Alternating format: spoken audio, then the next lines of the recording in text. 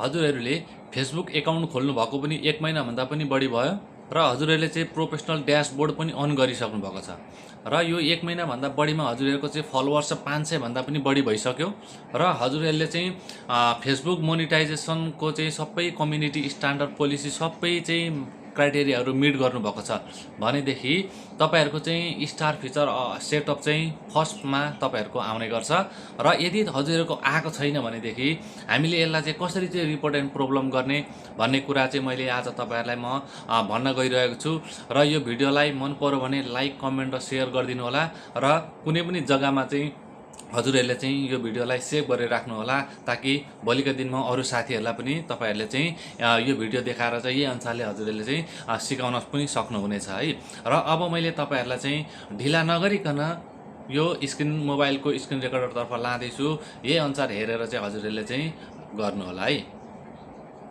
साथीहरू हजुरहरूले पहिले सर्वप्रथम त आफ्नो फेसबुक खोल्नु होला।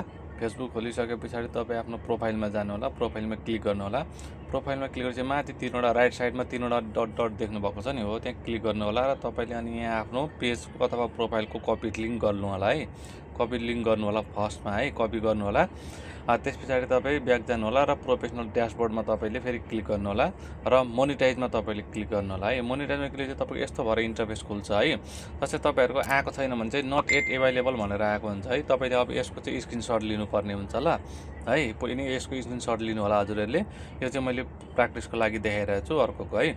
र तपाईँले त्यस पछाडि ब्याक जानु होला। त्यस पछाडि तपाईँ आफ्नो प्रोफेसनल ड्यासबोर्डमा जानु होला। प्रोफेसनल ड्यासबोर्डमा गइसकेपछि मुनिपट्टि स्क्रोल गर्नु होला र यहाँ मुनि आउँछ तपाईँको क्रिएटर सपोर्ट भनेर। त्यो क्रिएटर सपोर्टमा हजुरहरूले क्लिक गर्नु होला।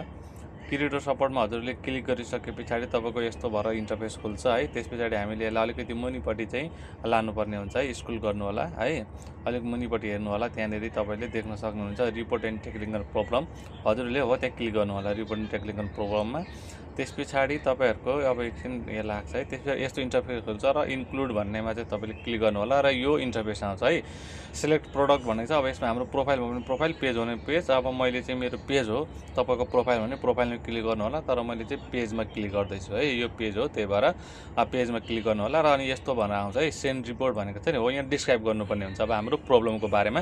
मैले चाहिँ छिटो छिटो गरेर अघिको लिङ्क चाहिँ कपी गरेको थिएँ, त्यो कपी चाहिँ मैले पेस्ट गरेको छु मैले। अब यहाँ चाहिँ मैले अब हामीले लेख्नुपर्ने हुन्छ है त्यसको माथि। यो मैले चाहिँ सजिलोको लागि लेखेँ, तपाईँले पहिले यहाँ माथि लेखेर अनि मुनि लिङ्क गर्दा पनि हुन्छ।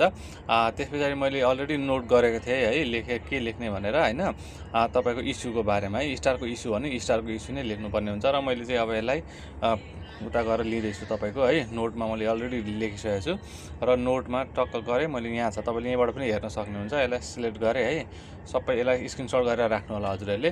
सिलेक्ट गरेँ, सिलेक्ट अल गरिसकेपछि कपी गरेँ। कपी गरिसके पछाडि फेरि म ब्याक गएको ठाउँमा र मैले यहाँनिर चाहिँ अब माथि है माथि पेस्ट गरेँ है। यति भइसके पछाडि तपाईँको यो स्टारको इस्यु चाहिँ हामीले यहाँ डिस्क्राइब गरिसक्यौँ।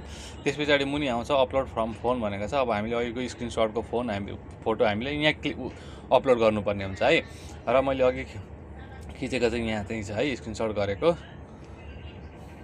है। मैले यहाँ हेर्दैछु है। यो चाहिँ अस्ति खिचेको भएर मैले तपाईँलाई देखाउनको लागि मात्रै यो गरेको छु, तर तपाईँले जुन खिच्नु भएको छ त्यही राख्नु होला ल। अनि त्यस पछाडि यो है, यहाँ यति भइसके पछाडि तपाईँले अब चाहिँ सेन्ड गर्नुपर्ने हुन्छ। यहाँ माथि राइट साइडमा ट्रायङ्गल आकारको देख्नुहुन्छ, त्रिभुज आकारको जस्तो हो, त्यसमा तपाईँले क्लिक गरेर है सेन्ड गरिदिनु होला। त्यस पछाडि यो सबमिट हुन्छ है। अनि यसको चाहिँ तपाईँको टाइम लाग्छ है, यसको चाहिँ टाइम लाग्छ। र हामीले यति काम गरिसके पछाडि चाहिँ हामीले चाहिँ एउटा कन्सिस्टेन्सीको आधारमा चाहिँ हामीले रिलहरू हाल्दै जानुपर्छ एउटा टाइम टु टाइम। र भाइलेसन हुने आउने खालकाहरू चाहिँ हामीले पोस्टहरू रिलहरू हाल्नु भएन है। कपिराइट आउने खालका हाल्नु भएन, कपिराइट इस्यु आउने खालका। र तपाईँहरूले चाहिँ हप्तामा 2-3वटा चाहिँ लाइभ भिडियोहरू चाहिँ लाइभ गर्नु होला है, लाइभ गर्नु होला हजुरहरूले। त्यसले गर्दाखेरि चाहिँ तपाईँहरूलाई यो फिचर छिटोभन्दा छिटो तपाईँहरूको चाहिँ आउने सक्ने सम्भावना हुन्छ है। तर आफूसँग प्यासन चाहिँ हुनुपर्छ, किनभने हामीले आफ्नो तर्फबाट गर्ने काम हामीले गरिसकेका हुन्छौँ र बाँकी भनेको अब सबै मेटा टिमले गरेर चाहिँ है सबै कुरा हेरेर चाहिँ उहाँहरूले चाहिँ प्रोभाइड गराइदिनु हुनेछ है तपाईँहरूको लागि। Thank you very much.